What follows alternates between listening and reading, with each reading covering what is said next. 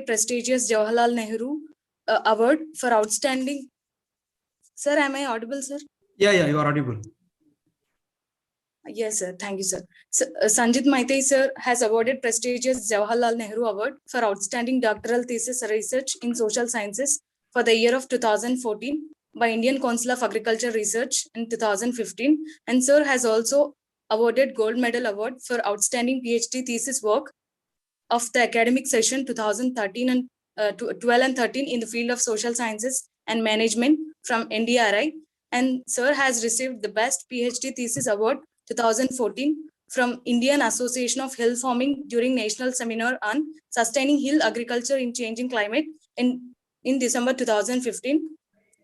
And sir has also received a merit certificate from National Dairy Research Institute for securing highest OGPA in agricultural extension education. And sir stood first in agricultural research service 2007 examination in the discipline of veterinary extension education conducted by ASRB. And sir has undergone so many training programs, and sir has successfulully completed the Center of Advanced Faculty Training course for methodological advances in extension research held in February 2010 and at Division of Agricultural Extension IRA New Delhi.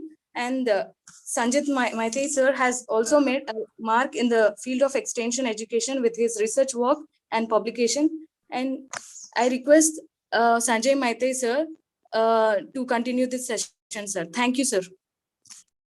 Okay, thank you, Kabbasri, and as well as Dr. Manohar. He's my friend, one of my friends. Very good relations, and thank you very much for both of you for a good and very elaborate introduction about me. So let's start with our today's discussions. I have been asked to discuss today's that near about 2 hours sessions. Mainly that is it. I'm being told that these sessions is not. Can you please on your few opinion on your video?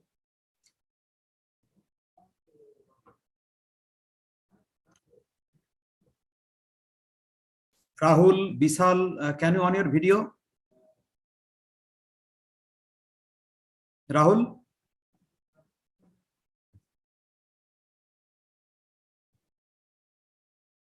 So it will give me that live session because it is not a training programs. It is a near about that like a class type of situations where you are aspiring for the ARS or NET and I'm really thankful. This is a unique concept by this Dr. Manohar and his team that students get exposed to that every subjects, every particular syllabus part or corner of the syllabus of the ARS and NET. Then the students will get benefited. So I think I see this particular opportunities is somehow differ from the any other ongoing training programs or conference. So if there you are listening or listening, that doesn't matter. You have like a class type of situations. So in class, your facial expressions will give you a better idea, and better idea for you also than for me also. I can understand that whether you are able to comprehend me or not, whether what I am trying to say it is clear to you or not, that I can easily understood by your facial expression. That I told that it is a really unique concept that your faculties perceive that you need a special training or special sessions to prepare for the ARS. Really, I hats off to them. But I would like to suggest you that that ARS or NET exams, particularly that ARS exams, don't consider about the NET exam, ARS exams. If you have that mind to be selected in the ARS, then you have to prepare very, very well. There it is not matter that up to what marks you are perceiving or getting, up to what level percentile you will be that above than the other students. So to be top positions within the top 5 or top 3 or 4, generally 3 to 4, 5 seat is announced. Don't be disheartened that only 3 or 5 seats is being announced. That you need only 1 seat. If you got that 400 out of 400, you will be offered only 1 seat. That's not like that. You will be offered that to all the 4 seats. So you need only 4 seats, and if you do a good effort, definitely I believe that you can crack it. So for that you need a tireless preparations. When you will do a tireless preparation means don't read your syllabus. In a previous classes also I told that in a previous sessions during few months ago, when that Dr. Manohar was organized for the first time, then also I told, read the syllabus word by word, not read the syllabus as a sentence. Because here I emphasize that each and every word of the syllabus is as important as a very, very important part. And try to explore what are the possible dimensions to explore these particular words. Read many books, many notes, many thoughts, because now today is that in IT era that everything you can get through the web. So therefore, don't read it the sentence. I'm not telling about that unit. 10 units are there in agriculture extension syllabus probably, and all units are the equal important. Number one. Number two, under this each unit, that each and every word of the syllabus is important. You don't try to read out that, okay, this is not important, this is not, I will not read it, I will read particular this portion. There will be no choice for you. You have to go through each and every word of the syllabus, not only read the syllabus, you have to prepare yourself for the each and every word of the syllabus as much as possible. If you prepare in such a way, I believe that you may crack it. This way, why I'm telling that this way I prepare it. Another thing I'm telling to you that sometimes we have a confusion in the mind that the students of IRI, students of NDRI are cracking that ARS because there are maybe some special notes are there in these particular institutes. Frankly, I'm telling, I write the ARS exam from the NDRI. There is no such type of notes available. And your friend Kabasi told that I stood the fast. That this way I prepared. There is no specific notes, nothing is available. Only that students' attitude are different from the others. They consider each and every part of the syllabus in depth, and their attitudes are telling them to prepare for the ARS only, not for the NET. If you perceiving the NET itself, then automatically you are half cut down. You will be satisfied with 50% marks. And if you are concerned about yourself in ARS, then you will have to have a score that higher marks. So then you have to prepare very, very well. So this way you may get help from these classes itself, but you have to go through these different books. Suppose today I will discuss about that two chapters mainly, that hypothesis as well as that variables, as well as that some level of measurement. These two chapters for particular the hypothesis, variable chapters, definitely you have to read the book in depth of the details of the Karlinger. Line by line, the Karlinger books, you have to read it. All the questions, answer are lying from there itself. I will today discuss from the books of the Karlinger itself. Regarding that hypothesis, you have to go through any of the books, any of the statistical books. Especially, generally, I used to suggest the student to go through the books of the S.P. Gupta. There is no better book other than the S.P. Gupta. The S.P. Gupta book is a better book to go through your particular this chapter hypothesis. That and for these variable chapters, you have to go through the in depth of the details about the Karlinger books. Many books are markets available. Generally, students are giving preference towards these different question answer books. I do not believe that there are many benefits people used to get from the question answer books. Probably you may get some ready-made questions, but in the mains exam, when you have to write the full answers, only these books will help you. There are so many books available in the market, but you may refer them. It is choice up to you, but not to forget these books. And particular another chapters regarding the level of measurement, there are several books are there. But if you visit that Damodar Gujarati's book, that is Basics of Econometrics, or the GL Rai Sagar Mandal Research Methodology books, there also that particular chapter, what is called that level of measurement is there, but all the details are not available there. So these three books you have to follow.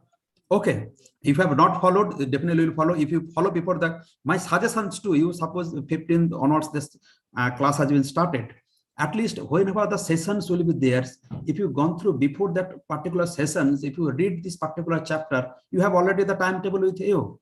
Just try to have gone through once before these sessions. Because it is not, therefore I'm not telling that it is not a training program. It is a particular type of coaching to get success in the future ARS exams.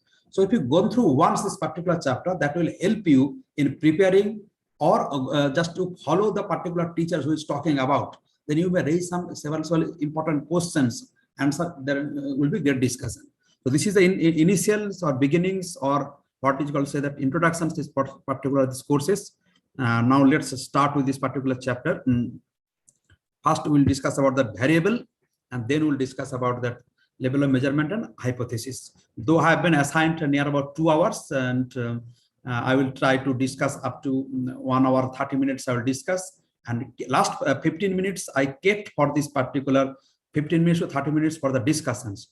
Discussions not only for particular these 2 chapters, discussion about any about of your doubts or clearance or any question answer regarding the ARS and NET exams. I will try to address as per my capability. Okay, so next is that first one is that concept or the construct. What actually it is that before variables we try to understand this either whether concept or construct.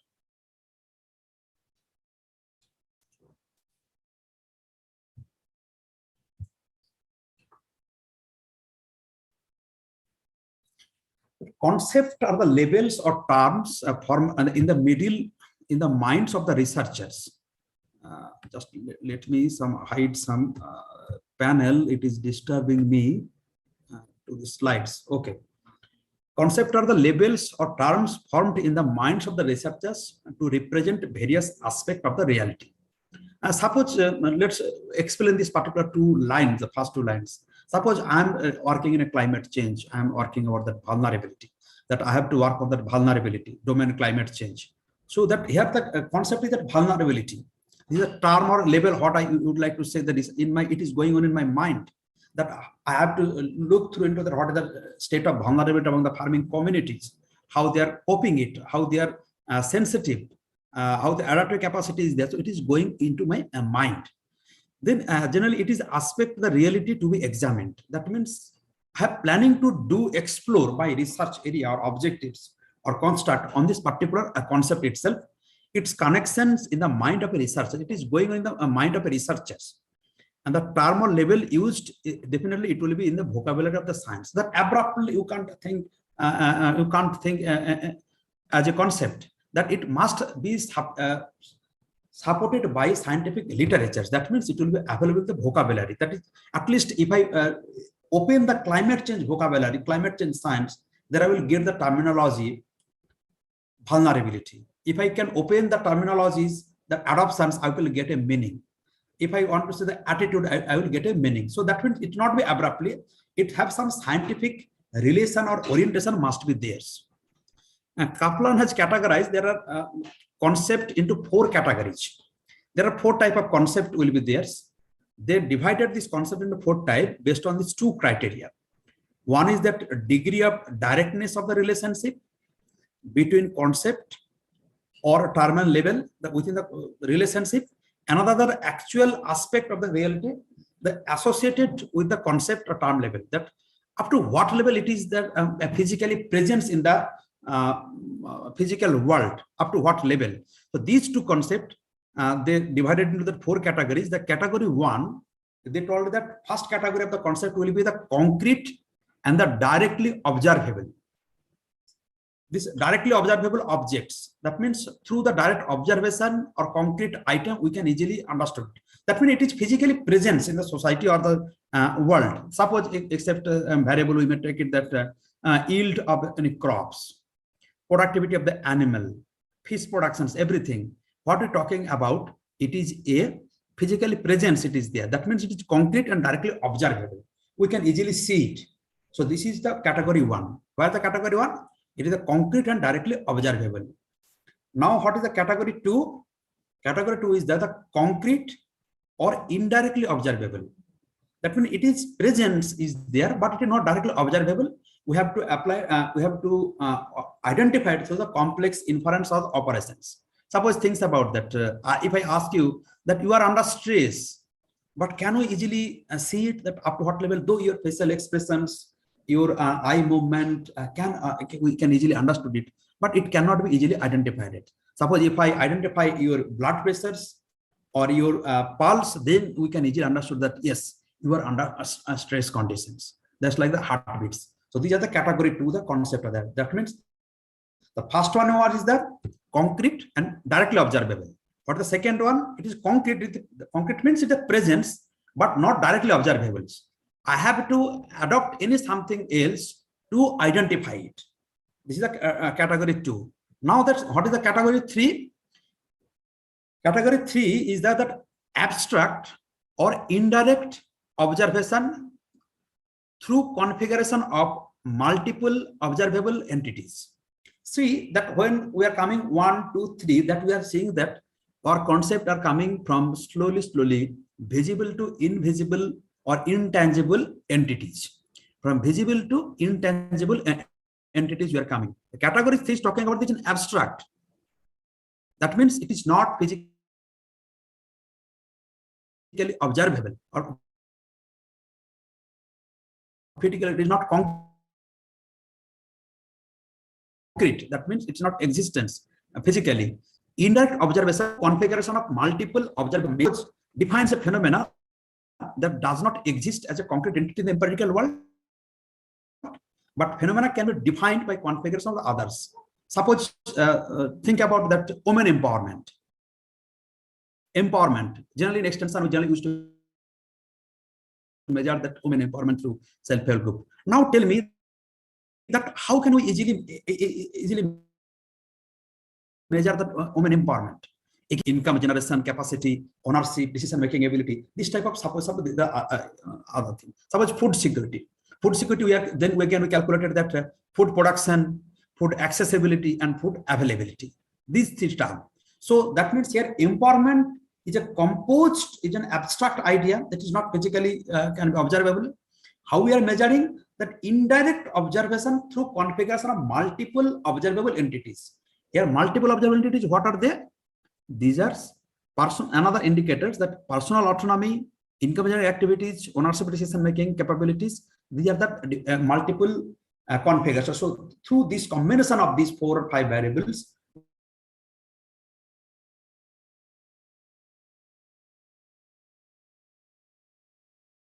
we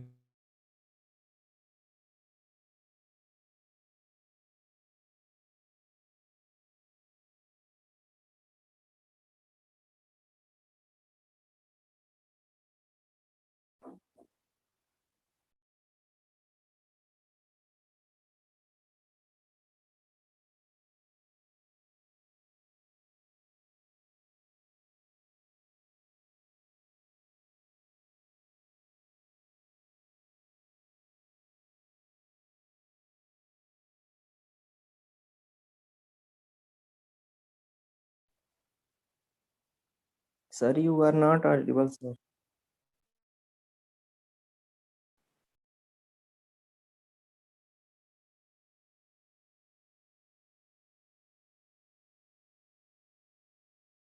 can anyone prompt? Yes, sir. Yes, sir.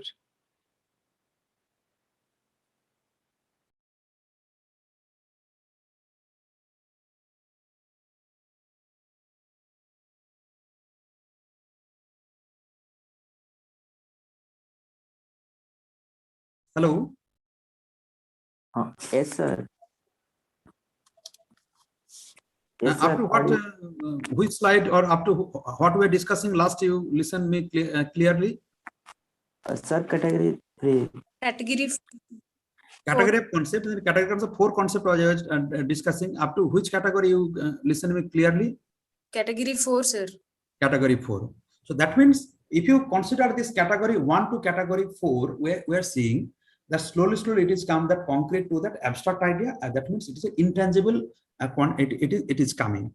So therefore, in our social science or extension research, we describe a concept, expression, and abstraction formed by generalization from a particular.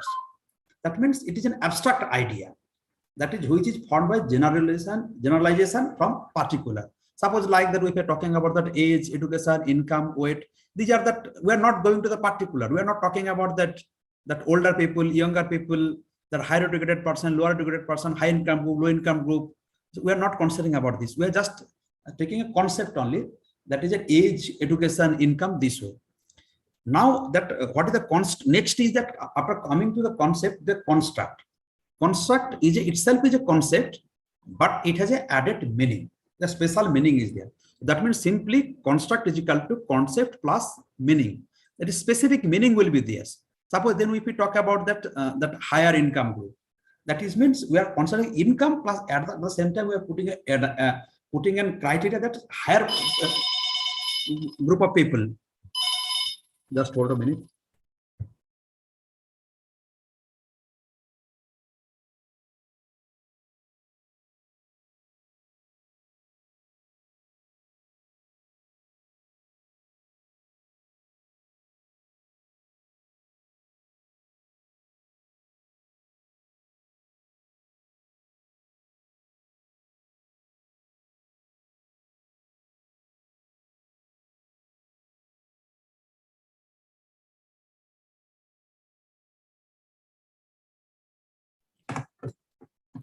That means we added a particular meaning. So that means generally for particular research purposes, we adopt it. So therefore, generally we used to say that any particular extension type of research, most important part is the construct. That where we clearly defined or added the meaning of a particular interest. Therefore, it has been deliberately or consciously invented or adopted for a special scientific purposes.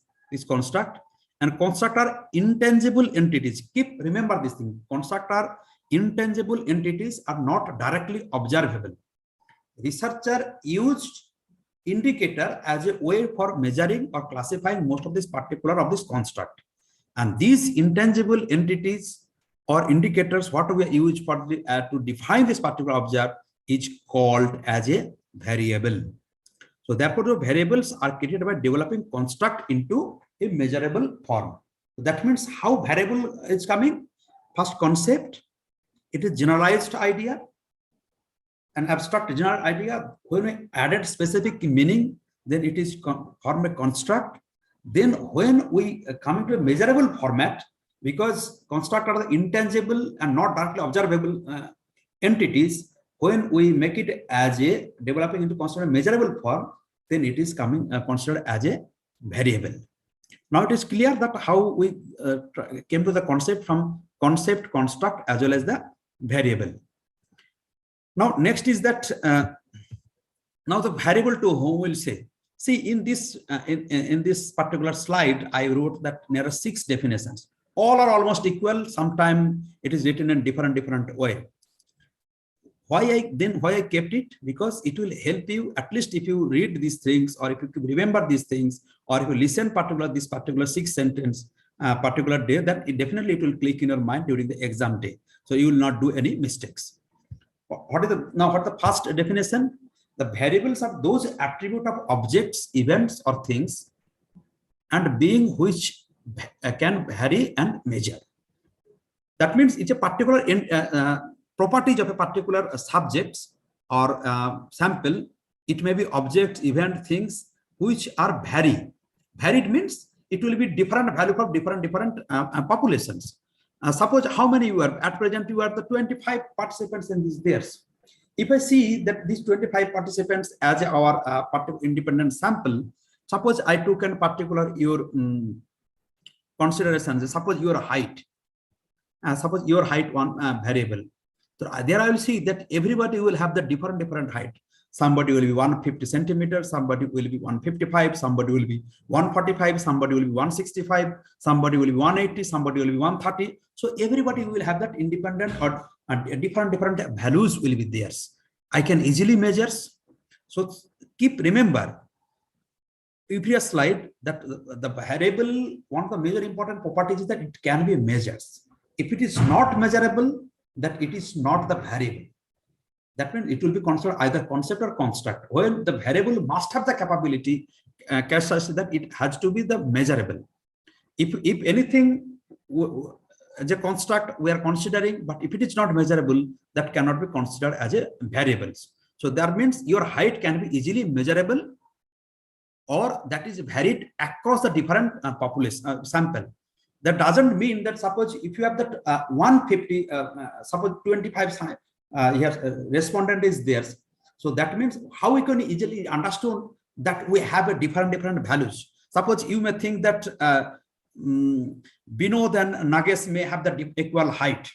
Then you may say that Sir, you told that it will be the different values that everybody, but out of this 24 sample, that we have only 23 observation, because we know that Nagas has the equal height. Here, don't consider this way. Here, it can be varies or individual values. That means it will have little bit variance will be there. Variance will not be the 0. If variance is some little value is a 0.01 is there also, that means some varies are there across the populations. Another thing is a variable is a property. It is a characteristics that takes in the different values that we already discussed. A variable is something that varies. See that this 3 sentences I'm writing in different way. I'm not writing. I just quote these Kallinger books and different books for your easily understanding. That you should not get confused when this. You will see this type of statement there. That means variable is a property. It can be. It has to definitely be measures. It may not be. It may be that object event things this way. And a variable is a symbol to which numerals or values are assigned. That means generally what we discuss in level of measurement, that to whom we will give this measurement. Suppose I told you that your height is a variable. So that means here variable is a symbol, means height is a symbol, it's a particular variable. There I wrote the values. That now the definition came that a variable is an event, category, behavior, or an attribute that express a construct and has different values depending on how it is to be used in a particular study. Here line is one of the particular keyword is missing, that is that measurable. So once again I'm reading this thing. A variable is an event, category, behavior, or an attribute. Suppose your height is your attribute. That suppose you have attended number of training program you attended, that is an event. Your behavior, your adoption behavior, your information seeking behavior. So these may be considered as a variable that has a different values depending on how it is in a particular study. That means a particular variable, maybe that it will not be uniform, that for particular research it may be used in different way. Another study it will be used in the different way that we are using. That suppose how we are using. Suppose let's take a particular example, variable educations. How we define the educations? That education generally is to define as a that number of year of schooling. Suppose in particular study, another study somebody defined this particular variable as a no. It is that writing and reading capability of a person. When we are talking about the formal year of schooling, that formal year of schooling means that those who have any degree in their pocket, either 8 pass, 10 pass, 12 pass, other way, and somebody do not went to school, but he can easily read and write. So whether I will call them as educated or not. In these particular cases, some researchers add another 2 categories, that is that read or write only. So that means how you are defining your variable, that will be particular depending on the particular study. It is not a uniform that variable education will be like this way uniform for across all the study. Is not like that physical sciences. That means it is depends on of your research construct or that objectives of a particular study. Next is that variable are the non-uniform characteristics of observation unit. Non-uniform means that I told you that height of all the sample size will be different. It will be not be that all the equals. Suppose if I do not know whether you are a PhD student or master students. If you are already are the PhD students, so that will not be a variable, because it is not it is uniform across all the participants. Your education is almost the equal, that you are all the PhD students, that you are a master degree pass out students. So this should not be considered as a variable. Next is that different types of how many types of variables are there. The first one is category is that dependent and independent variables. Dependent and independent variables, and independent variable is the presumed cause of the dependent variable. That is the presumed effect. Suppose if I talked about that that adoption of scientific dairy farming practices is dependent on this particular characteristics, maybe like education, age, landholding, herd size, milk production, milk selling. These are the categories. So now what will be the dependent and independent variable? Here dependent variable will be the adoption of the scientific dairy farming practices. What will be the independent variable? Independent variable are the different X. That means the different characteristics of the farmers. It may be land holding, it may be that age, it may be the education, it may be the herd size, it may be the milk production, milk sale.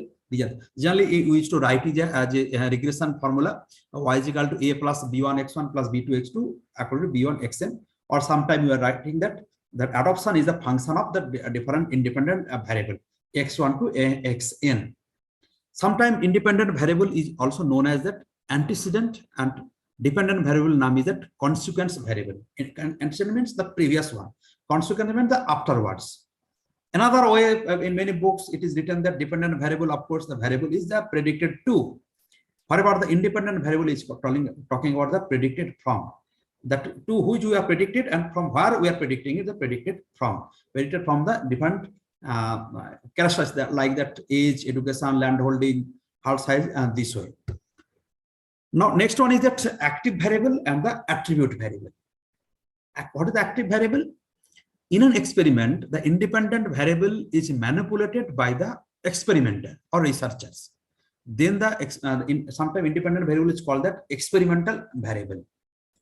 Manipulated or experimental variable is called the active variable, or a major variable is called as the attribute variables. Now here you may be confused that sometimes we are calling the independent variable, sometimes we are calling the active variable, sometimes we are calling about the dependent variable, here we are calling about that attribute variable. What is now the difference between these two? Active variable is, that means the variable we can easily change it as per our convenience. That means that is generally we used to do in our experimental research. Suppose I would like to judge that what will be the appropriate dose of nitrogen fertilizer for particular crop. Then accordingly, that here my what will be dependent variable? Dependent variable is the production. What will be independent variable? Independent variable will be the different doses of the nitrogenous fertilizer to judge what will be the appropriate one. So there here the different doses of nitrogenous fertilizer, I can see it at per hectare 30 quintal, per hectare 20 quintal. Accordingly, we may decide experimental plot and accordingly apply it, and we see that wherever the growth is higher or productivity is higher, accordingly we can fix the cutoff.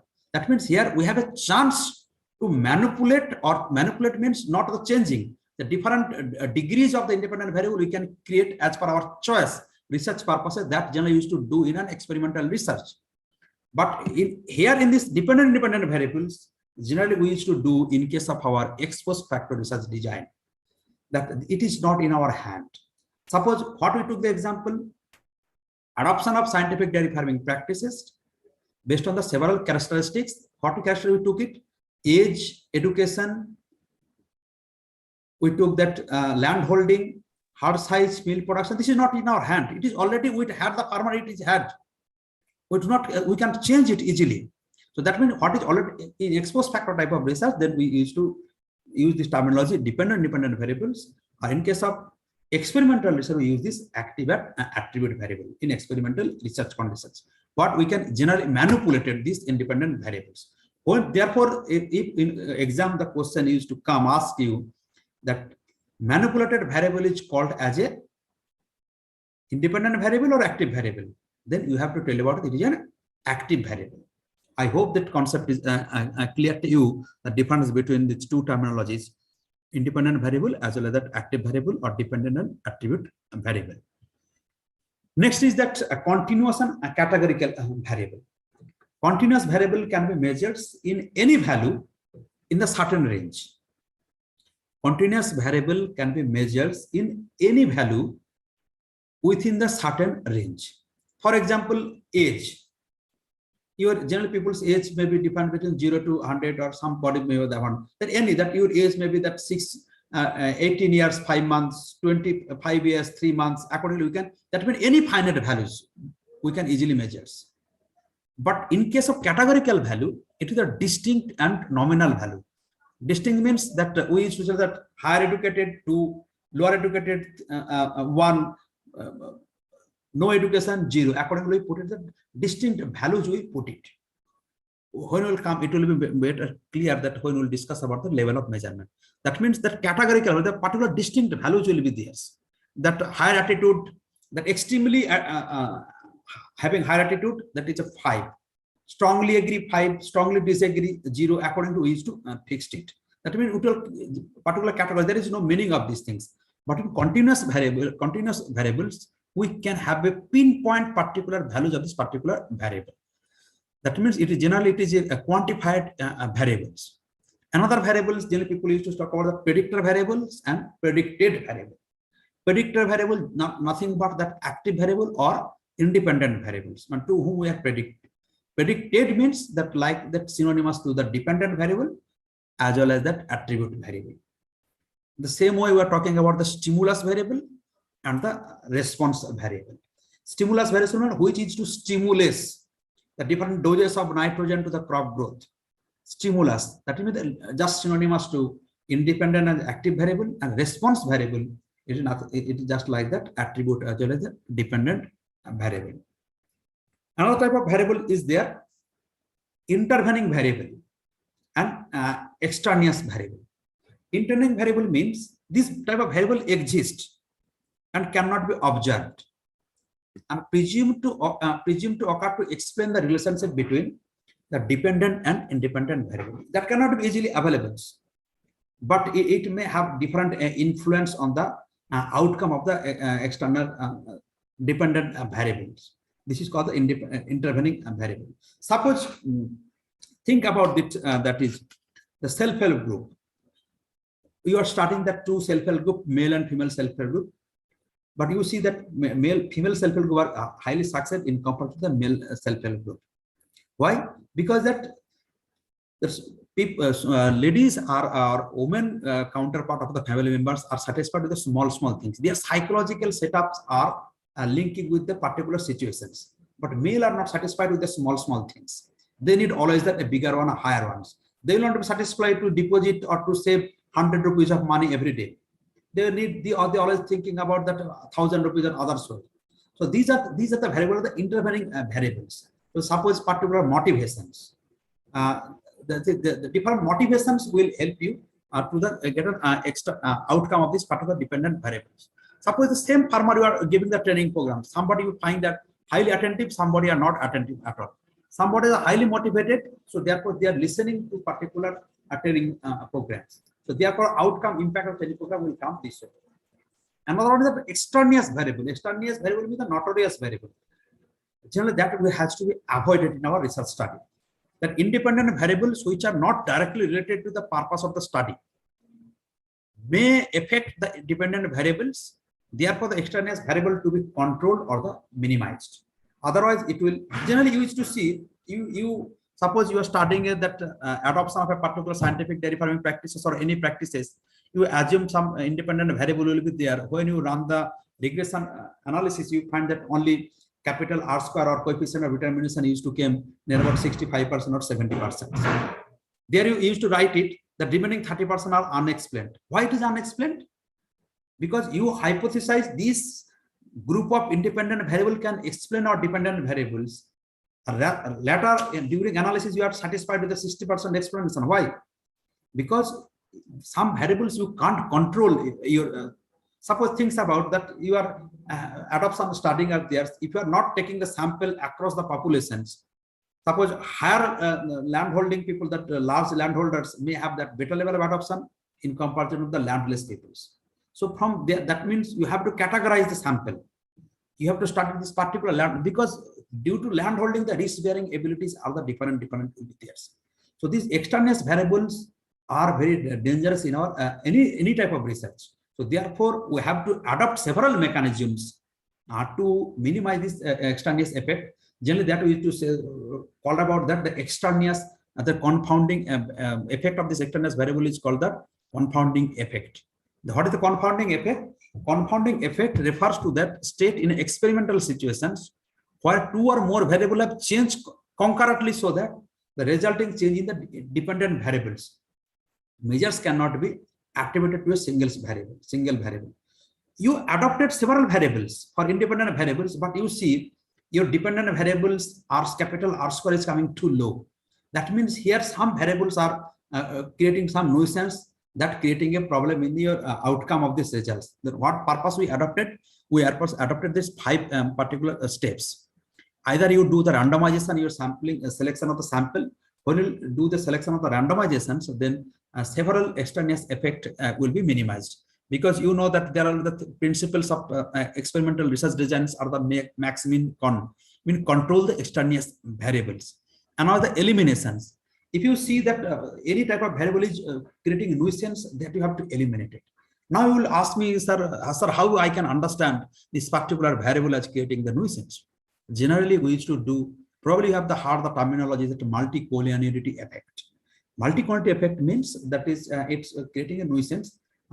Generally, if you adopt any SAS or R programming, there you will find that VI value will be there. VI value means that variation inflation factors.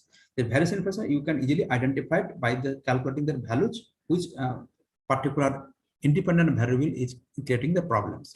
Otherwise, if you do that independent variables, if you do a correlation matrix, if you adopt it, then you will see that if the correlation matrix of any particular two variables having small r square, that correlation coefficient above 0.75, then you may understood that among these two variables, they are creating the problems and cause of this confounding effect.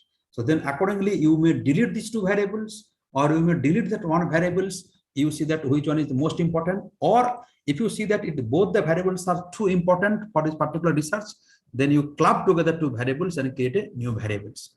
Another the matching means that I told that you have to select your sample different matched categories, and then another independent variables. So another independent variable may take it which may nullify the effect of this independent variables, or you create just elimination of these two independent variable which is creating a new problem, just merging them to create another variable, or do a statistical control. That means you can control sample, then from there you just deduct the values. So these 5 ways you may affect the effect of the extraneous variable effect.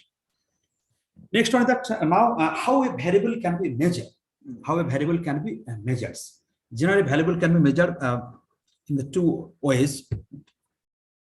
Suppose if I ask you particular word that what is meaning of this? Suppose that means generally we used to see the dictionary. If we get a new word, we used to see the dictionary to understand its meaning. That means the understanding the new word, generally how we understand, to visiting the dictionary.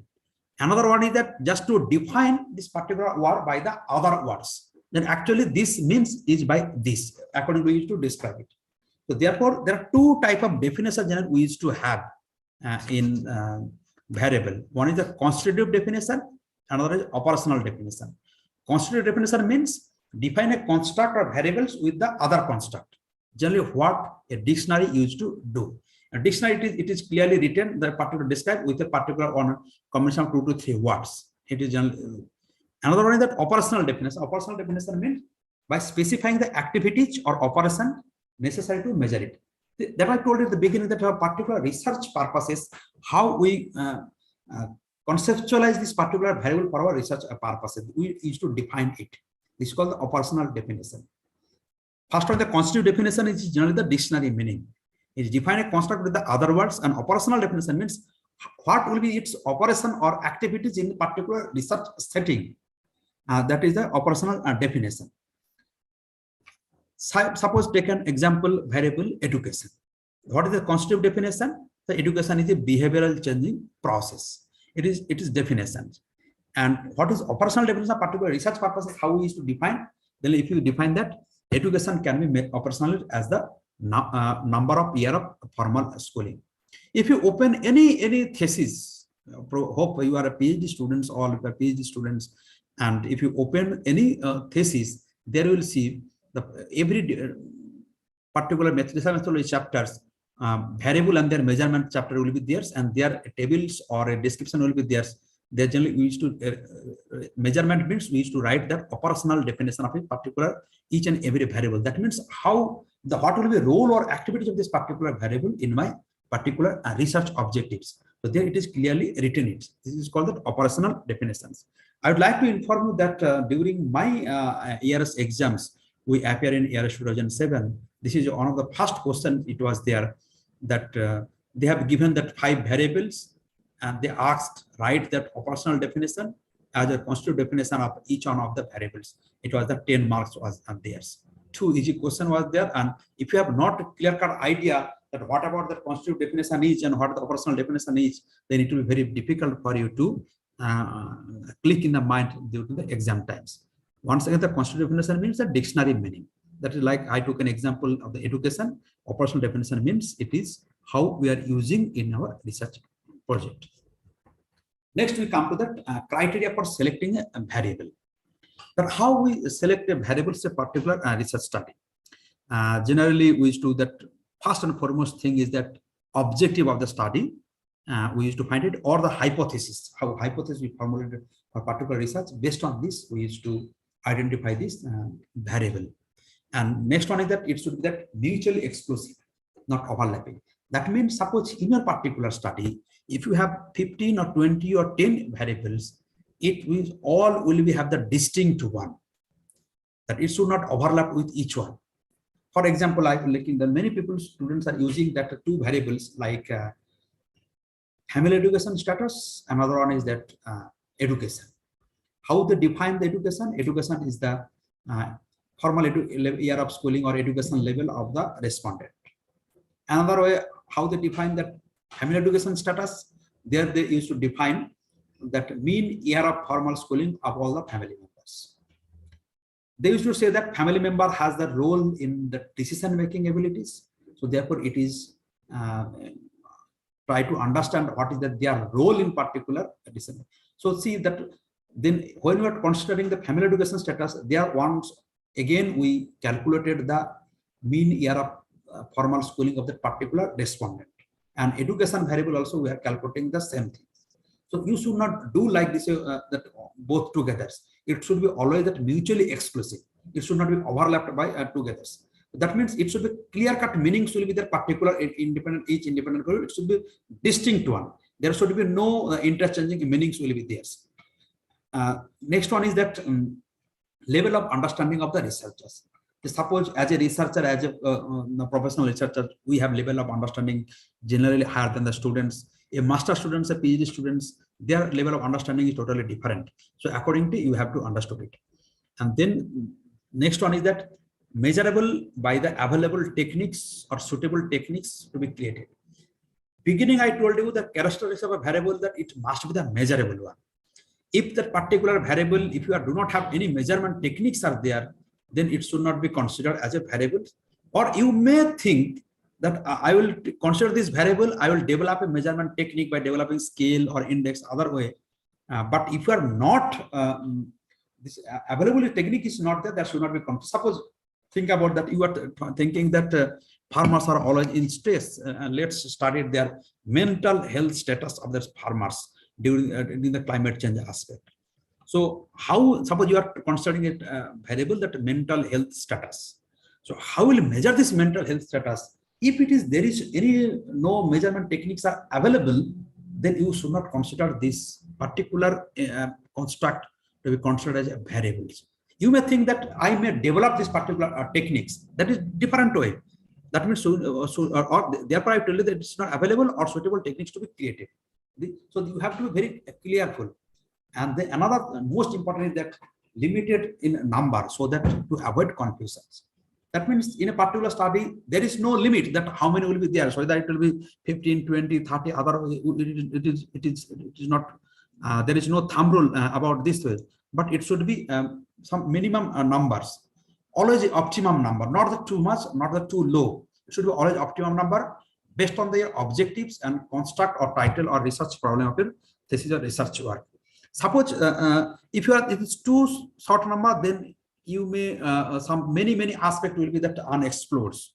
If it is two number, then it will be very difficult to have a distinct or mutually exclusive independent variables. One way. Second way, that when the number of variables will be increased, then accordingly your questionnaire or interview schedule will be too long. When the too long interview schedule will be there, then farmers will be confused to give the answer when you are taking a long time of interview. Generally, farmers are feel irritated if you take an interview or take a talk with them more than 20 minutes or 30 minutes, because everybody has their value of the time. So these 5 criteria always you have to keep in the mind during the selection of variables. If a question is asked to you that whether mutually variable should be mutually exclusive or not, then accordingly you have to give the answer this way. Next we will come that another chapter, that is that level of measurement. Now please let me know, do you have any doubt regarding this variable chapter?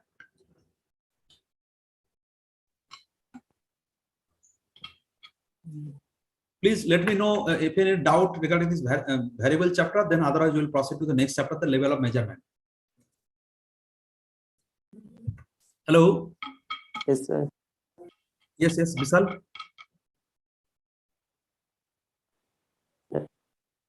Understand. Huh? Understand, sir. Understand. Good. See, when you have no doubt, nothing, two messages coming to me. One thing is that it is clear, it is a crystal clear that you able to understood everything. Another thing may be that you do not understand nothing. First thing is not possible, because I am not that too capable teacher that you will understand everything in details at the first time. Second thing is that if you are not understanding that, I told beginning, you read the books. Here you just this type of session will supplement you before any sessions going to be happened, because you have a timetable with you. If you read it previously, then it will be very help to understand and to ask a question to the particular presenter or the experts. Okay. Now next, coming to the next chapter, that is the level of measurement. It is highly linked with this particular chapter, that is hypothesis. Measurement is the assignment of numerals to a characteristic object or event according to the rule. Measurement is the assignment of numeral to a characteristics of an object or event according to the rule. Previously we told that that it is a symbol to whom the numerals are assigned. What the symbols are? These are the variables. So how will assign a score or code or marks to particular variables? What the score will be theirs? So it will giving you an idea, and this law is defined through this level of measurement. Suppose we took an example like attitude. Strongly disagree to agree, that 5-point continuum, 5, 4, 3 to 1 or 3 to 5, 1, whatever score you within, how we are giving this score, that is some rules are there, some rules we are following, and this is called about the measurement. Once again, I'm repeating the definition of this measurement. Measurement is the assignment of numerals to a characteristics of an object or event according to the rules. That generally in 1946, that scientist that Stevens proposed this typology through his good paper. One is that on the theory of scales and the measurement, published in the Science journal, a very good, high quality journal. And there are so many debates is there. Then we used to PhD students used to discuss about that whether the level of measurements are it is appropriate, or some debates is always going on. So for the RS purpose, this is no need to describe that what is the discrepancy in the theory of scales of measurement. Generally, in this article, Stevens proposed that all the measurement is confined into the 4 categories of measurement. The first one is that nominal measurement, ordinal measurement, interval measurement, or ratio level of measurement. 4 types of measurement here. Now let's discuss one by one.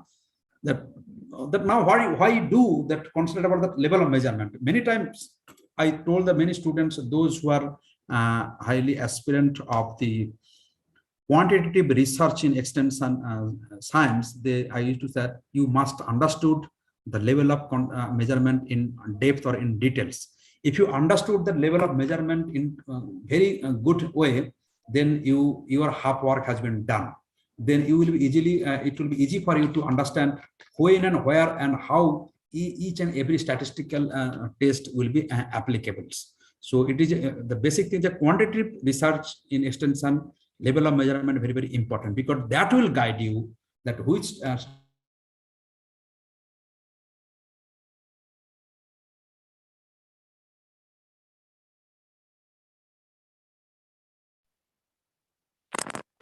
Sir, you are not audible, sir. ratio, and according to you have the statistical. So you please try to understand that very clearly. So therefore, that first, that knowing the level of measurement will help you decide how to interpret the data from this particular variables. That means when you know that a measurable is a nominal, that like just it's a coding type of a football team. There are 11 players playing. Everybody is back or in front. Their jersey number is written. Though now it is famous that 10 number jersey is the best player of the team, but it is nothing but that when a match is going on, referee is taking the note to who he showed the yellow card or red cards, or to give the warning, it is taking the note. On the time, it is not possible to write the name full. It just took a number. That just it is simply a coding. That number 10 means it is Messi or something was theirs. So it is just coding they are going. Suppose you are talking about that married or unmarried. Sorry, then according you are coding 1 or 2. Here 1 or 2, there is no meaning. A simple meaning is that 1 for married, 2 means unmarried. That opposite may be happen. 2 for married, 1 for unmarried. It is doesn't mean that here this numerical number has no value. We can't say that capability of 2 is twice than the 1. We can't say this way. Just we put a code itself. That is 1 for this particular one. Just like 1 for this goalkeeper, and accordingly we made it. Second is that knowing the level of measurement help you decide what the statistical analysis is appropriate on the values where you assigned.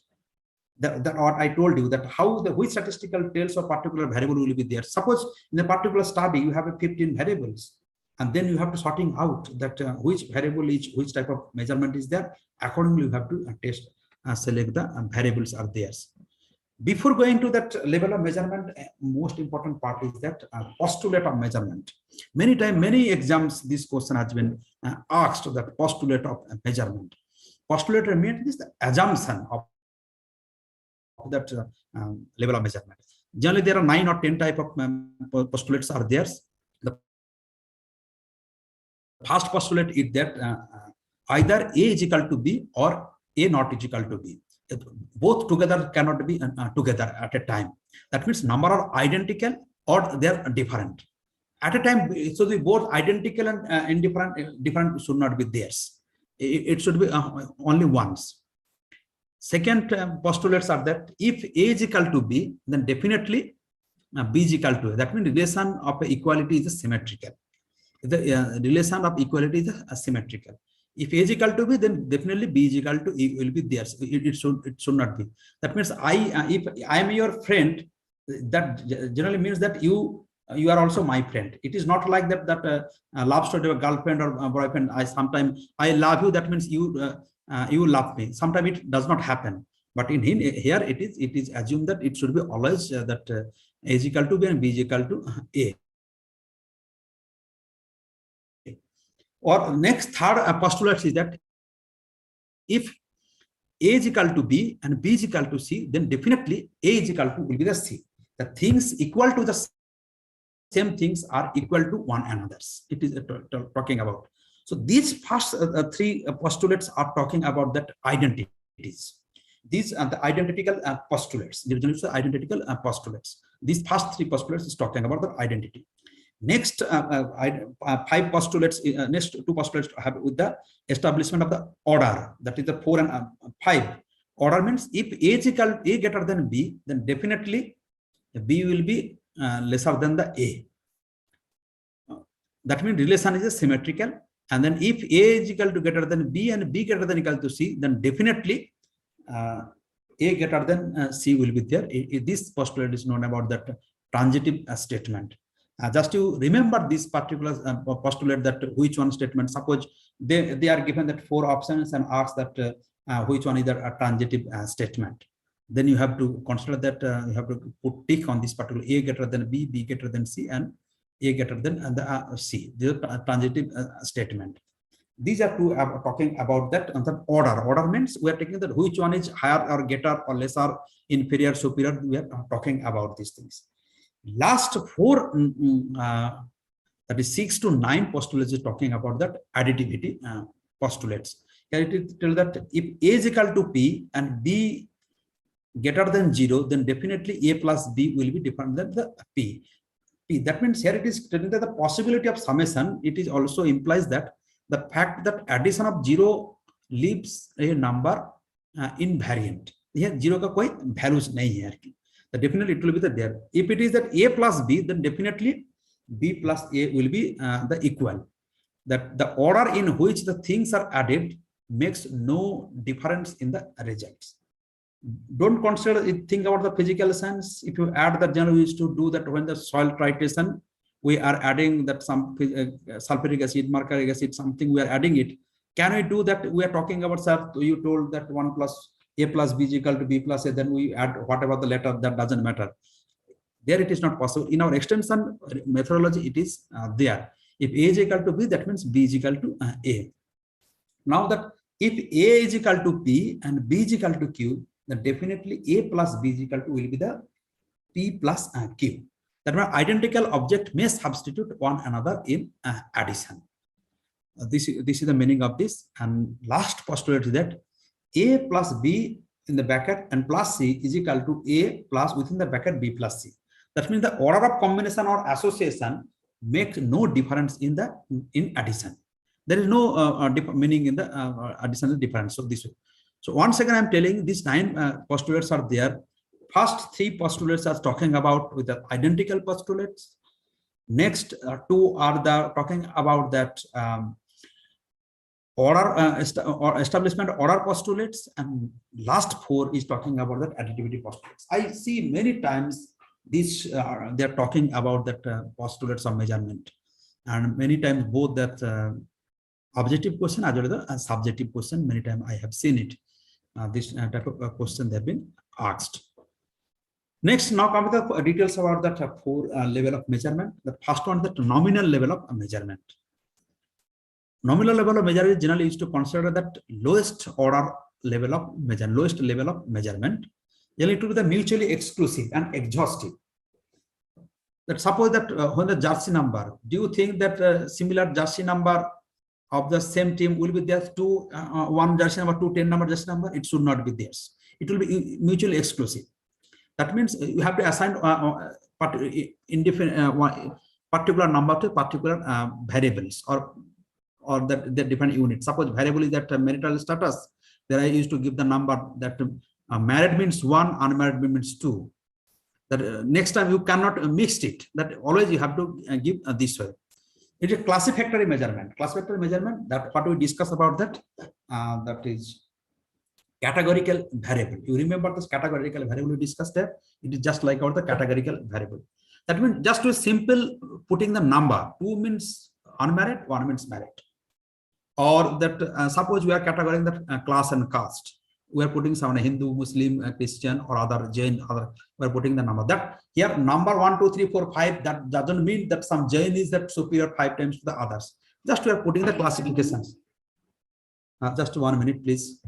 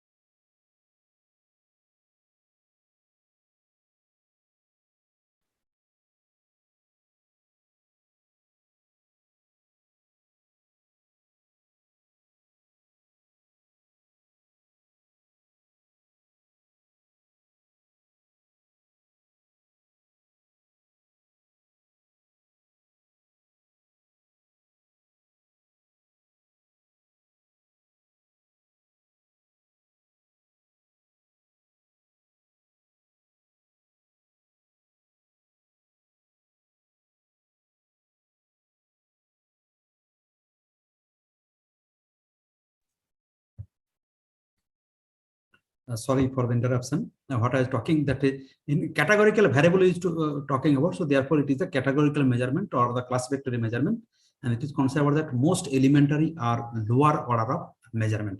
Generally, it may question may be asked to you put the tick which one is the most elementary level or lower level measurement. So you have to put tick there in nominal level of measurement.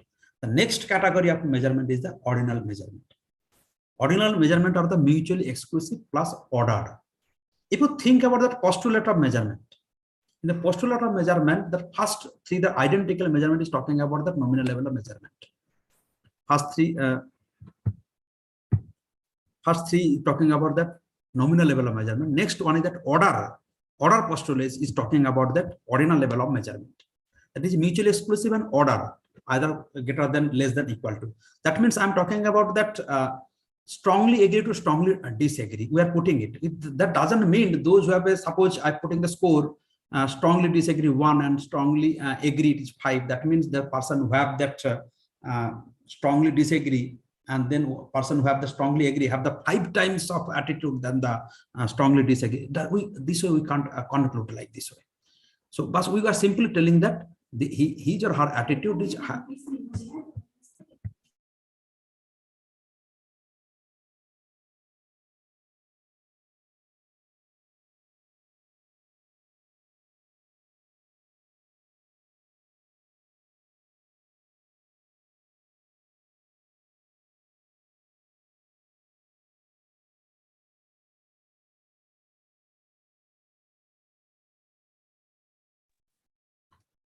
so that it is simply about the orders. It is never always the quantified, up to what.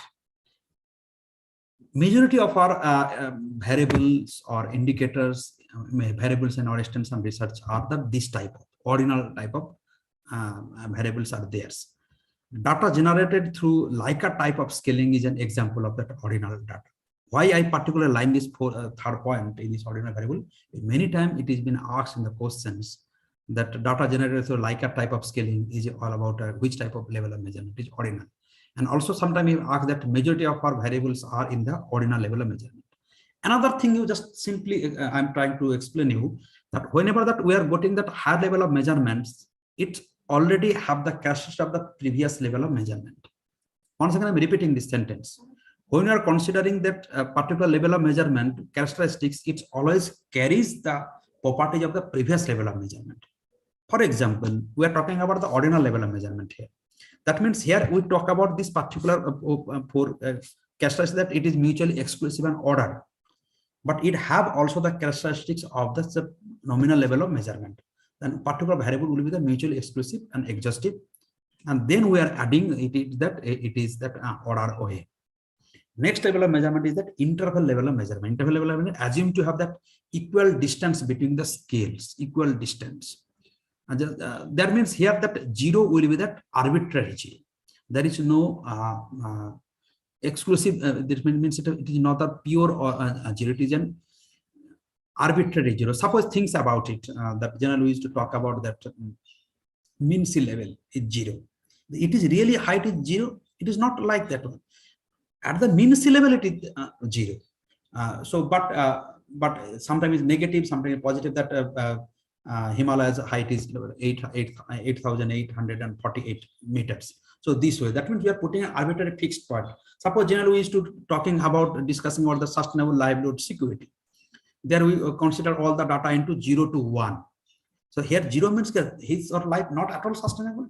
It is there, but comparatively lowest order we fixed it. Means we fixed it the 0 some certain base point. From there we are discussing 1 means which is that means that ideal sustainable livelihood security. Then we fix this point and accordingly we are able to discuss about it. Now we put our all the samples in between this 0 to 1 and then accordingly we to discuss. So that means wherever we put that arbitrary 0, then it is called about the interval level of measurement. Generally we used to create the data based on this first and equal appearing interval scaling techniques. Then it is about the interval level of measurement. Last category is that ratio level of measurement. Ratio level of measurement means having the real 0 point. That means suppose your height, your weight, though it is not possible the zero, but it have a absolute the zero values. It are the absolute the zero values. Suppose I unemployed income, its income will be totally the zero. Milk productions, it may be the zero. That means the animal dry conditions. When the real 0 point will be there. So, and assume to be the highest level of measurement. Keep remembers these two terminology, arbitrary zero and the true zero or real zero. When it is true zero, it is the ratio level of measurement. That means all are the quantified variable. Your age, your height, your educations, your income, your land holding, herd size, milk productions, productivity of the crop, cropping intensity. These are all about the actual real values are theirs. What I told you, keep remember the category of the concept is the concrete as well as the observable. So these are the ratio level of measurement. So it is the assume the highest level of measurement is theirs. I hope you have understood it. And that the four type of level of measurements. There are four type of measurement, or the nominal, ordinal, interval, and ratio. And it is increasing order of there from nominal to nominal is the most elementary or lower order of the measurement, and ratio is the higher order of measurement. Nominal means it is just simply a classificatory mutual exclusive. Ordinal means it just put the order, and interval means it is the arbitrary zero, and ratio is the quantifiable quantitative variables are theirs. These are the level of measurement. Next is that now that which type of statistical test that I told that why we utilize this, you think about this different level of measurement. That one characteristic with that we can easily understood which type of statistical test will be applied for, in my research based on the level of measurements particular variables. So therefore I kept it here. Generally, nominal measurement means that it's a classification or membership. This way, it is the sign mathematical operation will be there, equal or not equal to. If you just recall with the postulates of measurements, it is just a grouping it. That how many are the married, how many are the unmarried. We are doing it. Generally, we used to identify the central tendency average by calculating the mean itself, or relationship. Generally, we used to have the chi-square test we generally applied. For the ordinal, generally used to comparisons or level, the higher level, lower level, that means you put the orders.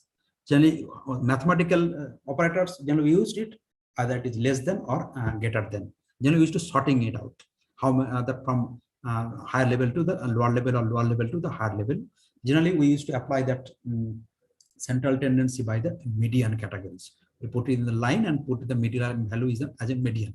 In case of relational analysis, we applied that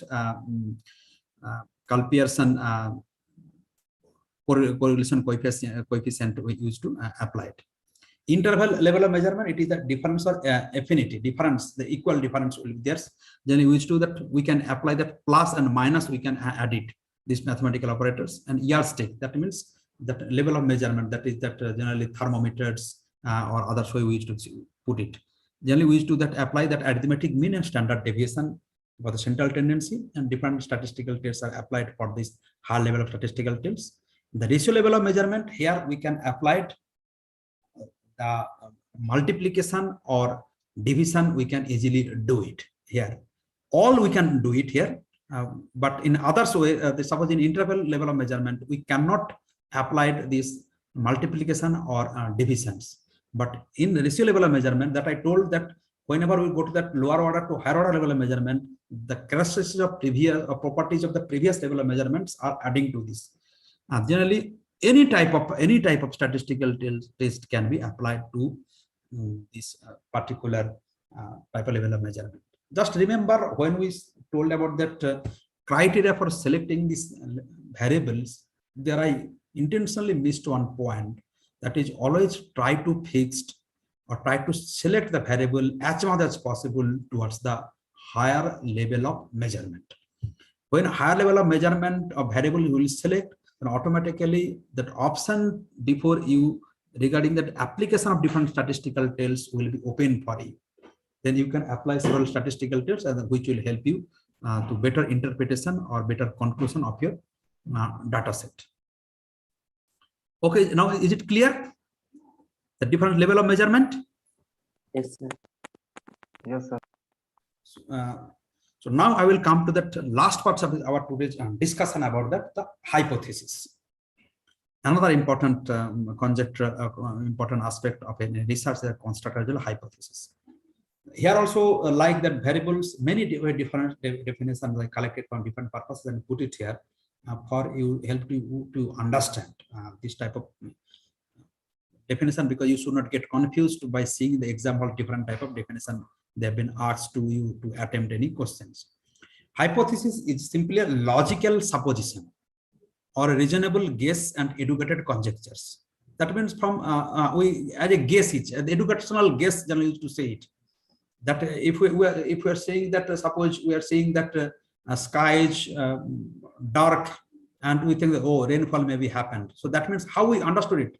Many times we have observed and accordingly we see it, and then accordingly came into a projection. This way we are it is a logical supposition that there some logics will be there. Why we are telling the rain will be there today? It is clear sky. We are not predicting. So that a hypothesis is a conjectural statement of relation between two or more variable. It is a that suppose that education is higher, then definitely the income will be higher. That higher educated people have that higher level of income. So that means we are putting the two variables, education and income, and they're putting their relationship as a conjectural statement between two or more variables. Next is that hypothesis of the statement about the relationship between variables. So these are the just almost equal. Next that hypothesis is a tentative generalization and validity remain to be tested. Most important statement about the hypothesis.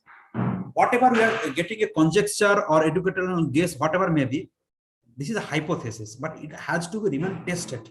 Still, it is not tested or testable. It is not considered as a hypothesis. If I am telling that that farmers with that improved varieties have that better income, better farm output in terms of the income. If I'm talking about these things, I have to select some sample and accordingly I have to take.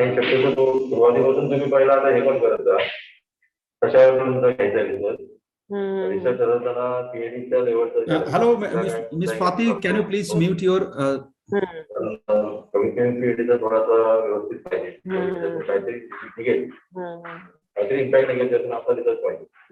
Ms. Fatih, can you mute yourself or that Manor? Yeah, she did it. So that means that last one, that a hypothesis is a proposition or principle which is assumed perhaps without belief in order to draw out its logical consequences, and by this method to test its accord with facts which are known or may be determined. Once again, I'm reading it. You just try to understand. If hypothesis, propositions or conditions or principle which is assumed, that is farmers with higher varieties may have that higher income, perhaps without belief or in order to draw out its logical consequences, and by this method to test its accord with facts which known or may be determined. By this method to test its accord with facts means some methodology we have to select it to test it with some certain hardcore data. Then we have to test it, and then accordingly we have to take a decision about these conjectural guesses or the educational guesses.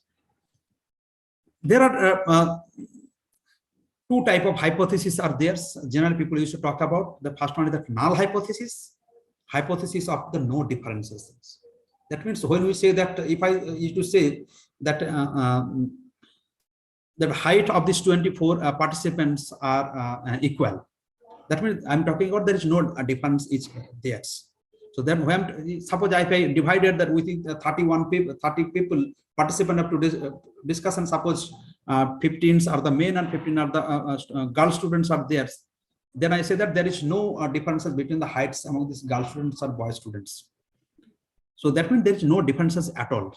So generally we used to accept this to reject it, this null hypothesis, and accept the alternate hypothesis. There I have to say that there is a distinct differences in between girl student and the boy student, distinct difference in height. Keep remember, here I am not talking about girls are longer and higher than the height, then the boys are boys in the higher than the long. I am not talking about it. Generally, we are talking about the rejection. Generally, it is denoted by the H0.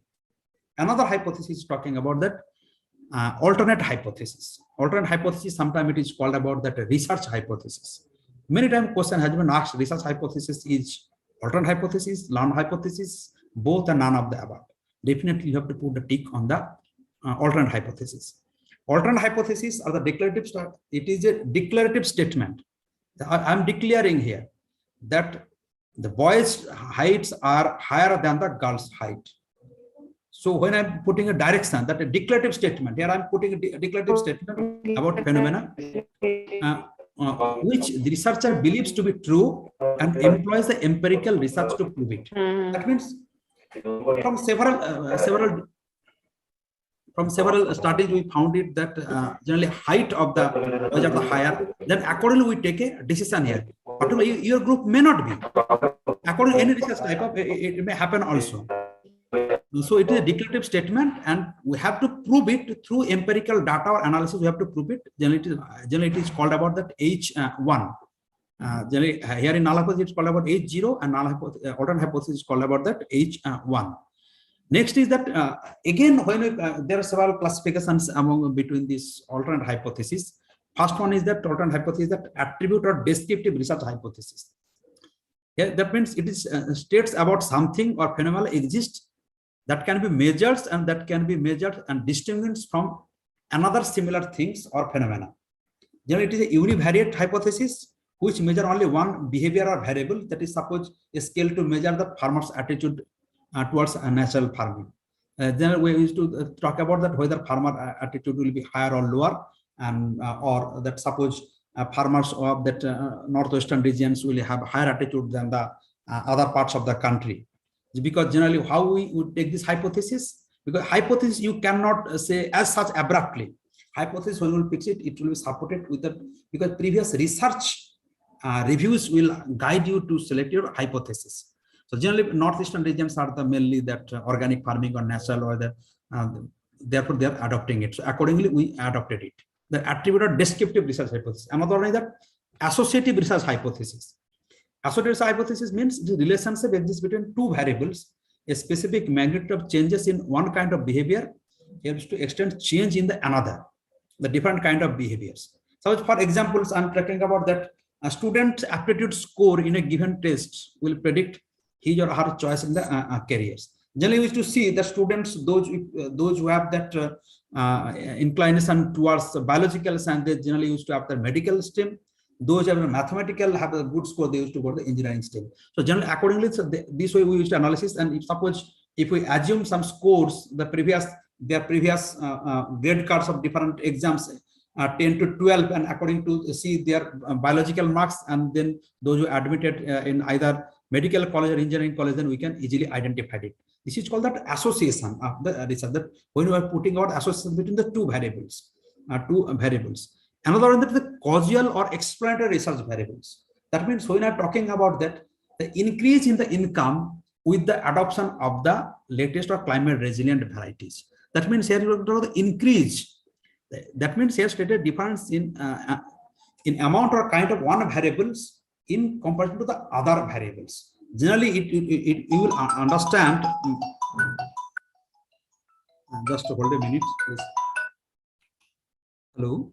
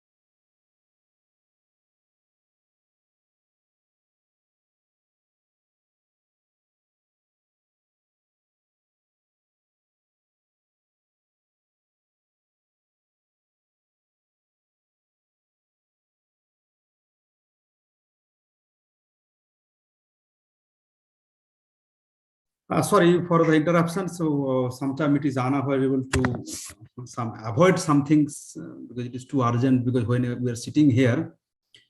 So what I'm discussing about that, there are three types of that alternate hypothesis. The first one we talk about that descriptive, second one the associationship, third one is the causal relationship or explanatory research hypothesis. How we will understood that it is explanatory hypothesis when we see that the type of direct relationship will be there, increase or decrease will be there. Relation between two variables, at the same time it will direct towards a certain either positive or negative way. Then you will understand it is a explanatory alternate hypothesis. So if any statement is given to you in the exams and you have been asked to identify which type of alternate hypothesis it is, whether it is causal or explanatory research hypothesis or associative hypothesis or attribute hypothesis, I hope you will be able to give the answer of this particular question. Next will be that when we write an hypothesis, there are good hypotheses. What are the characteristics? That it should be specific, very short sentence with crystal clear layman language. You have to write it. It should be very clear cut will be theirs, and it must be based on the body of theory that I told previously, that you cannot abruptly write any variable, and it should be as simple as possible. Generally, it is used to say that whenever you are writing an objective, it should follow the principle of the SMART. SMART means it will be the simple, it must be the measurable, it must be the attainable, realistic, and the time bound.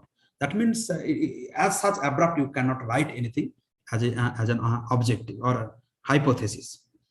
When you are talking about the hypothesis, another two terminology come into the bigger term, that is the type 1 error and a type 2 error. There, I told you there are two types of hypotheses are there, alternate hypothesis and null hypothesis. Generally, we used to reject the null hypothesis in our research and accept the alternate hypothesis. Suppose we fixed a hypothesis. Hello, हाँ जी, है नहीं, वो अच्छा ठीक है, मेरा क्या, मैं तो बोल दूंगा यार क्या। हाँ, मुझे तो मेरा पास अभी जस्ट फोन आया 2 मिनट पहले यार की। हाँ नहीं, इतना टाइम होता तो आपके पास पहुंच जाना चाहिए था यार की।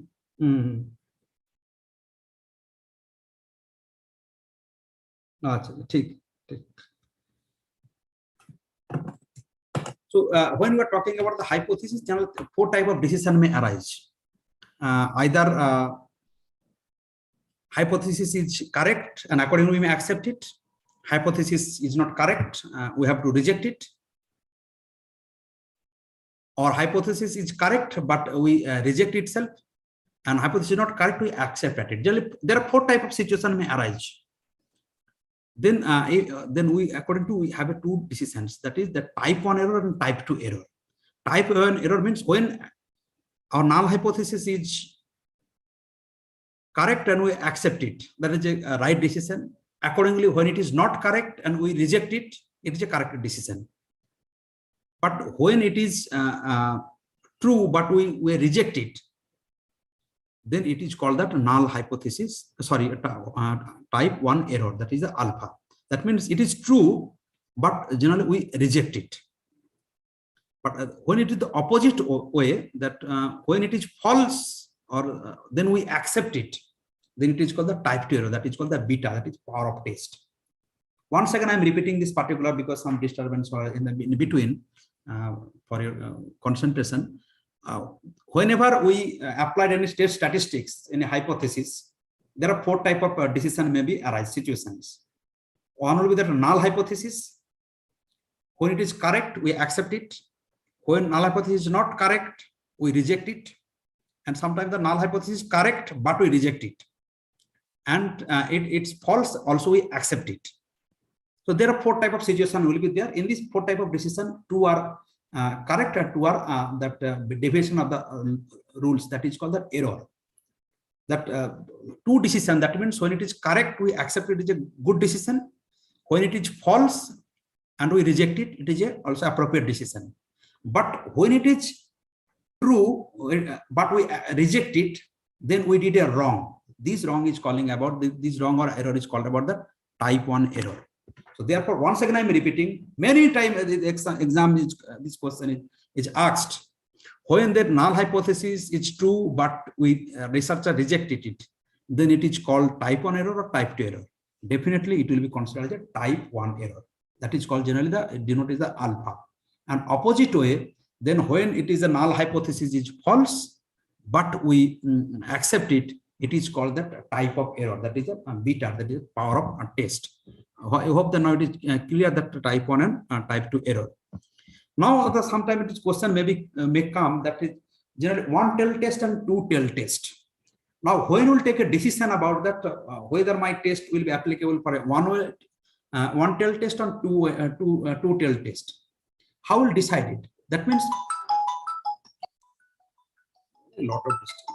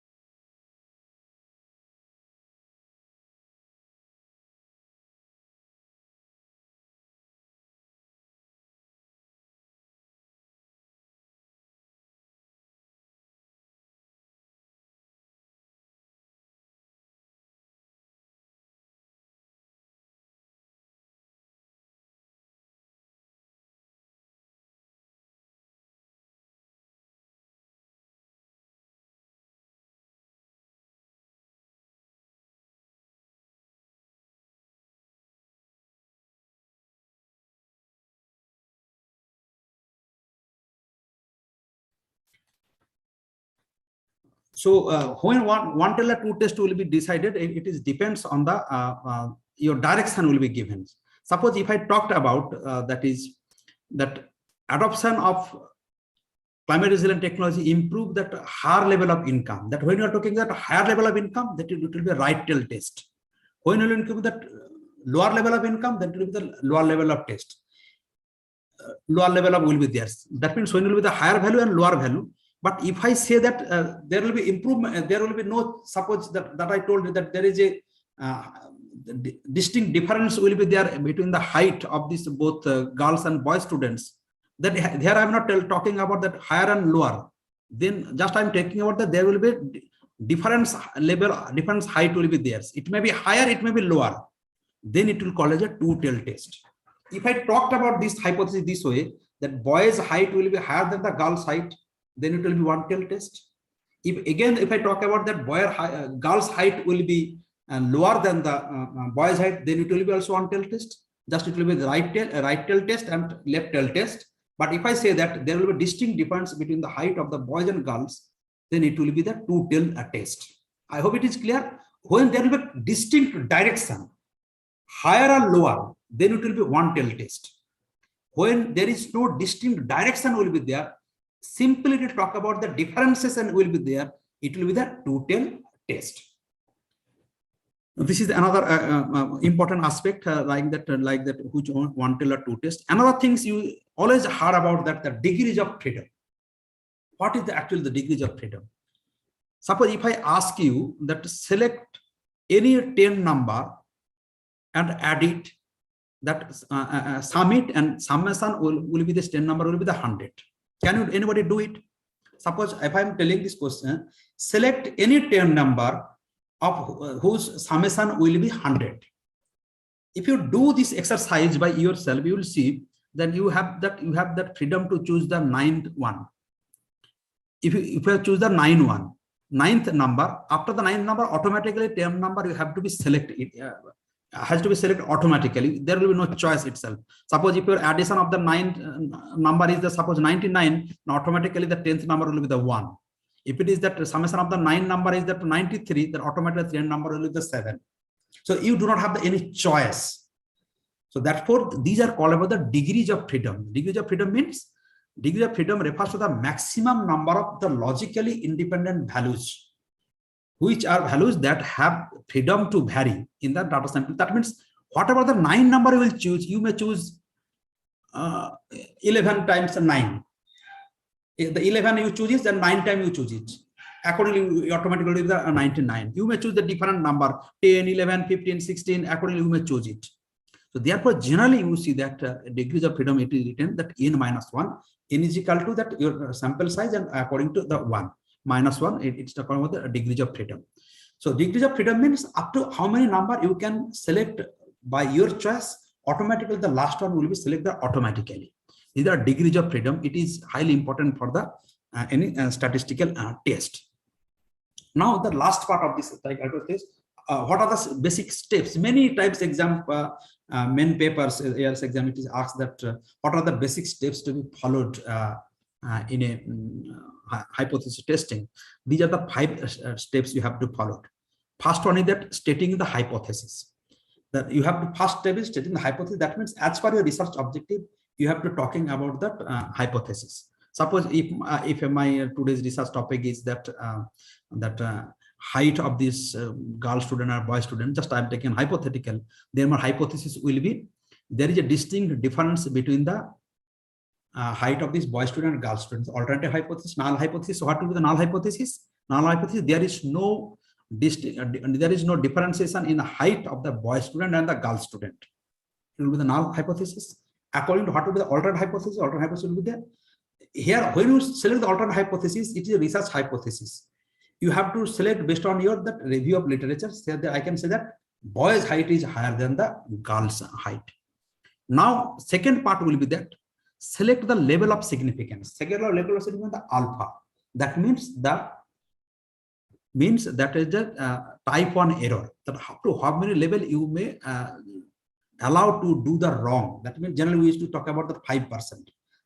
5% or 1%, 10%. Accordingly, we used to talk about the generally 5% and 1% level of significance. We used to take it as an extension research or social science research. We may select up to 5% level of significance, or you may select also 1% level of the significance.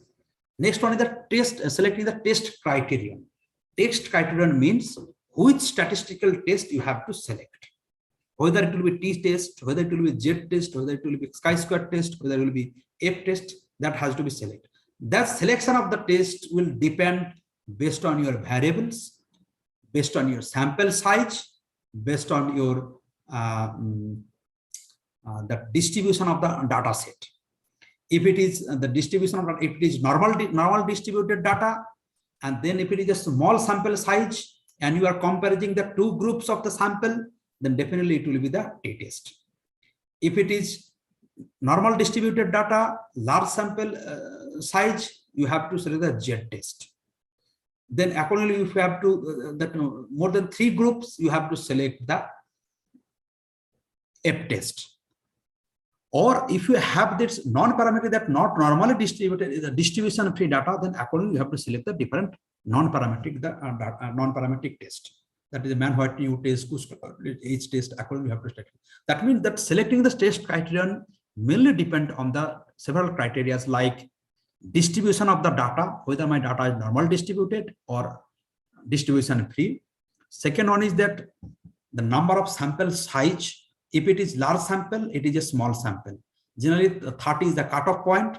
If less than 30, then it is a small sample size. If it is higher than 30, it is a large sample size. Then accordingly, your statistic will be different. Now, according to the different groups, you are comparing the 2 groups. Then on statistical test will be there, the t-test. Another again that within these 2 groups, if it is the related, interdependent, or independent, according to the different statistical test will be theirs. If it is more than 2 groups, then F statistics will be theirs. So that selection of test criteria is highly important one, because it will be guided by different criteria. Next, after selecting all these things, you have to compute it. Compute, you have to collect the data according to by using the different test formula. You have to calculate it, and then after calculations, then calculated value, then you have to make decisions. Then again it will come in the decision matrix or decision table. Then if it is lower than this cutoff point, then according you have to take decision, or according to that your null hypothesis will be rejected, and or automatically alternate hypothesis will be selected. So this is all about that hypothesis. You just note your point. Let me take a call.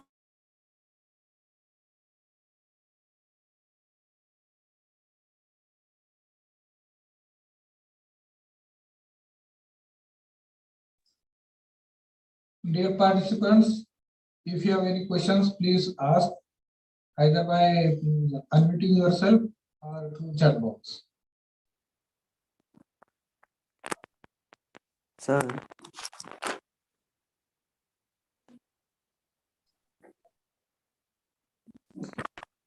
Sir. Yes. Sir, please can explain again, sir, concept category 3rd and 4th, sir. I'm not sir, clear. You are not properly audible. Can you please Sir, second in the second slide, sir. I'm audible, sir. Yeah. Please tell me once again. Sir, in the second slide, concept, sir, category 3rd and category 4th, sir. Please again, sir. Category 3rd and category 4th is that category 3rd. Let me go to the category 3rd is talking about that it is abstract, but it can be measured with the help of indirect way. There are multiple observable entities. Just suppose here multiple observable entities, that personal autonomy, income. Just suppose you are talking about the empowerment. Empowerment, it is abstract, it is not observable, cannot be measurable. So we are helping this particular one with the help of another variables, like a personal autonomy, income, generation activity, ownership, decision-making capability, or like suppose another thing that food security.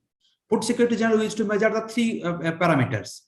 One is that food production, another is the food accessibility, another is the food availability. So these 3 parameters. So when the major variables are abstract, it is not directly physically present, but we measure with the help of other multiple observable entities. We are talking about taking it. Then we are using this category 3.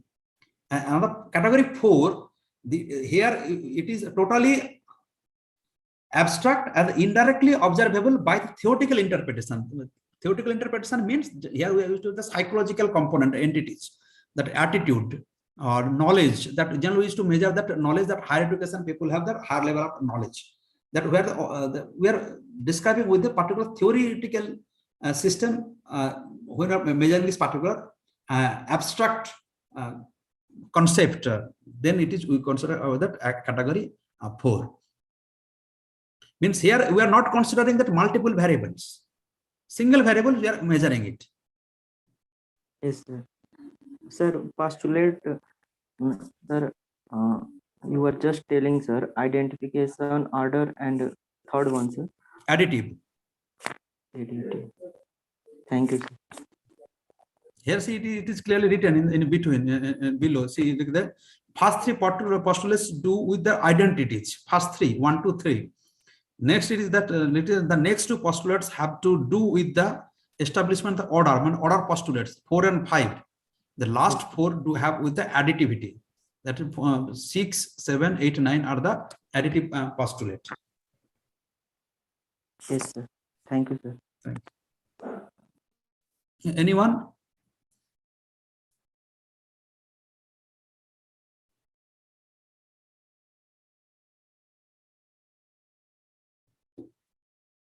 Hello. So we'll meet once again in probably in Manohar on 2nd March. We have scheduled.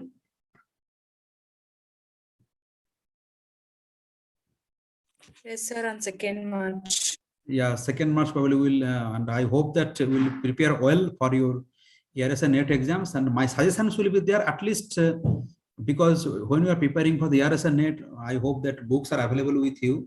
Number one, and number two is that definitely you will gone through once before the previous session, then it will help you to better understanding and you clear your concepts and during the classes also. Because these are the big chapters we are covering within 1 or 2 hours.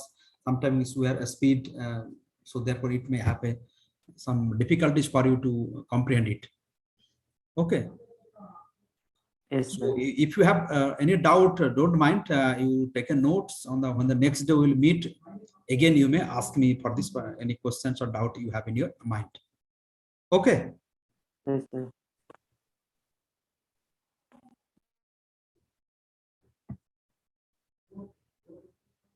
So there is one question in the chat box. Yeah. Yes. Yeah, I have not seen. Sir, additivity postulates applies yes, sir. to which level of measurement? Additivity postulates is applicable measurement. It is that ratio level of measurement as well as the ratio or interval level of measurement. Because you probably have seen that sign here. Let me show you once the sign. Here we put the sign here. The additivity, the plus minus, and that I told you when we go to that lower order to the higher order, that automatically that characteristics of the lower order postulates will characteristics will be carrying on the higher order. So that it is the additivity, the plus minus, the additivity characteristics, it will be found in the interval level of measurement also as well as the ratio level of measurement. Both.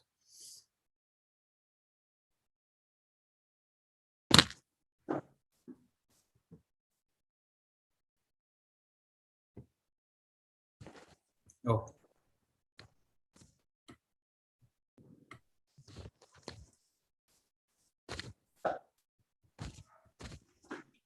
Hello.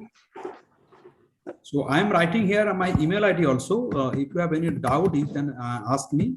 In the next class also, or in the meantime, you may mail me. I will try to clarify your doubt.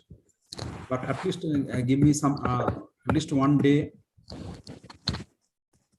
clarify your doubt. I'm writing in this chat box. You may take note. I have an email ID that sanjit.ndri@gmail.com. Another one is sanjit.maiti@ICAR.gov.in.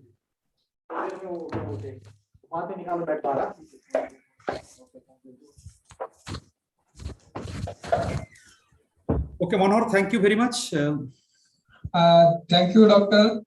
Sanjit, for accepting our kind invitation and readily agreeing to come over online and guide our students on this very important topic from the perspective of ICAR-NDRI ERS examination.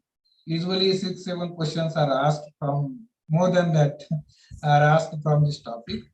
Once again, on behalf of Postgraduate Institute Mark Application David Rahuri, I am very much thankful to you. Kavasri? Yes, please proceed.